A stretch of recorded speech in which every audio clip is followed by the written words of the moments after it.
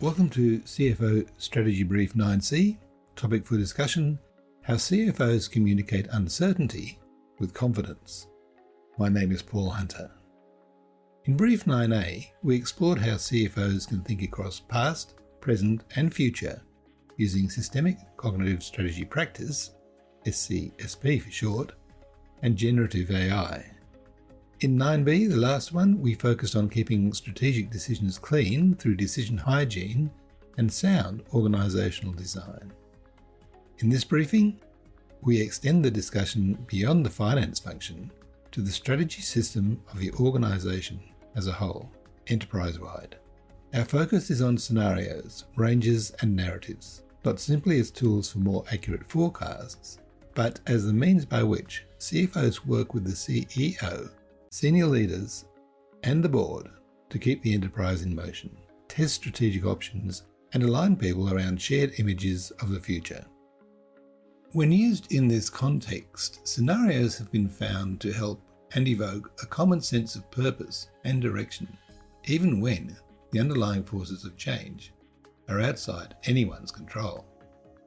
The primary thrust of these podcasts, it should be said, is to provide the reasoning for the CFO to take control or simply introduce a formal strategy system that will provide the backbone to strategic leadership, an auditable level of governance expected by all stakeholders, and an elevated form of respect for the CEO and the board's most trusted advisor, that's you, the CFO.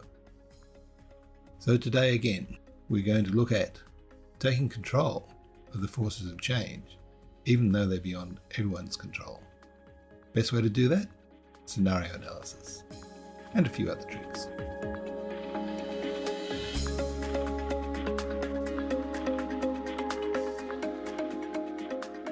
CFOs have long been responsible for reporting risks and sensitivities. In practice, that often means they have had to be aware of things like sensitivity tables around a central forecast, the use of discrete risk registers, and footnotes explaining caveats. Although useful, they are ultimately peripheral though to the game we are forced to play today. In a world shaped by rapid change, but in the form of geopolitical shifts, technological disruption and climate transition, the CFO's mandate is broader, either implied or imposed. Today, CFOs are increasingly expected to curate the organisation's view of the external landscape, ensure that strategic options, not just budgets, are tested against that landscape, and at the same time help the CEO and board understand how the organisation will adapt as conditions change, maybe even preempt as conditions become more tenuous.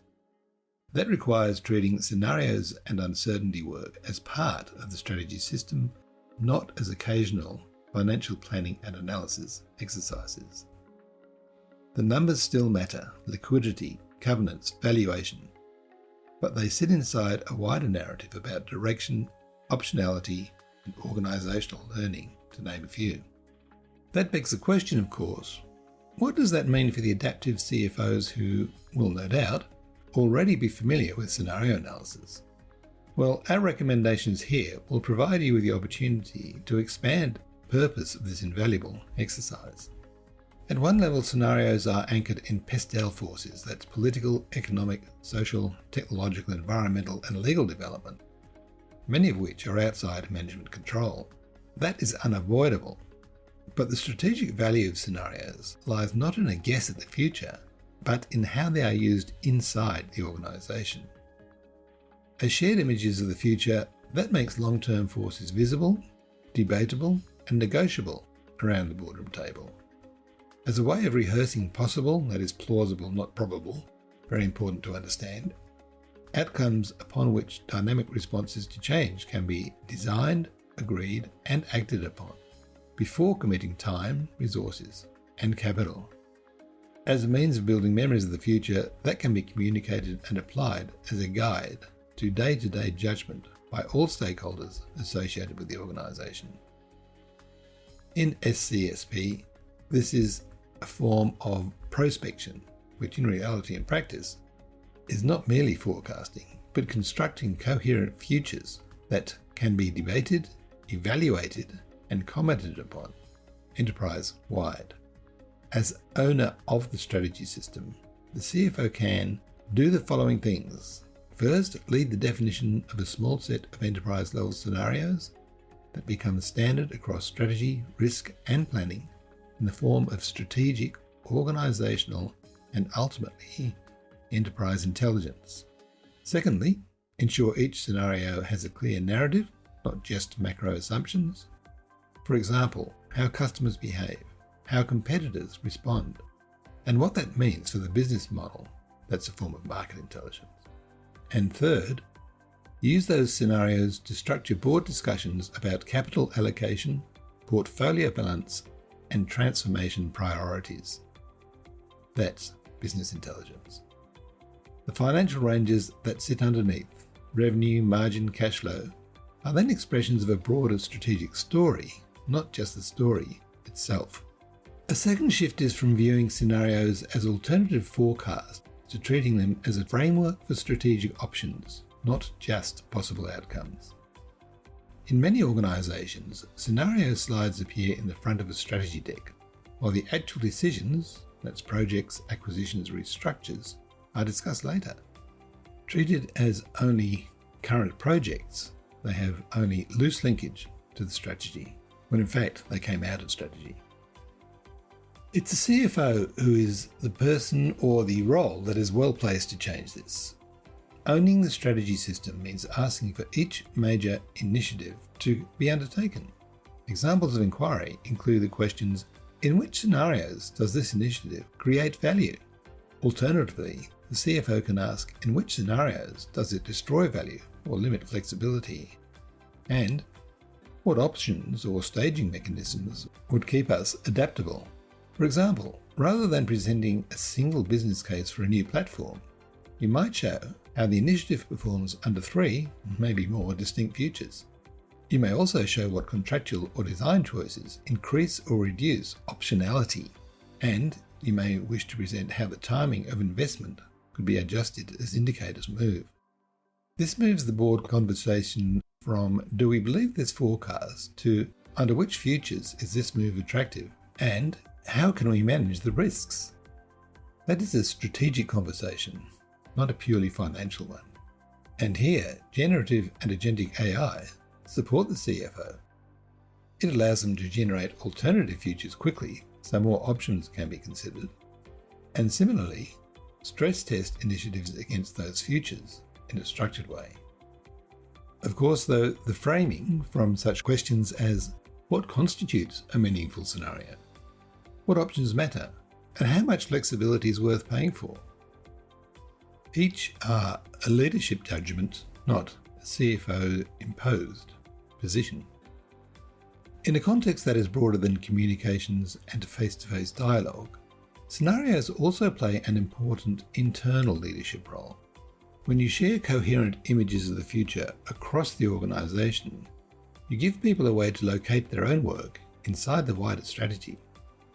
As owner of the strategy system, the CFO is enabled to 1. Work with the CEO and the strategy team to translate board-level scenarios into accessible narratives for business units. 2. Use these narratives to shape planning guidance.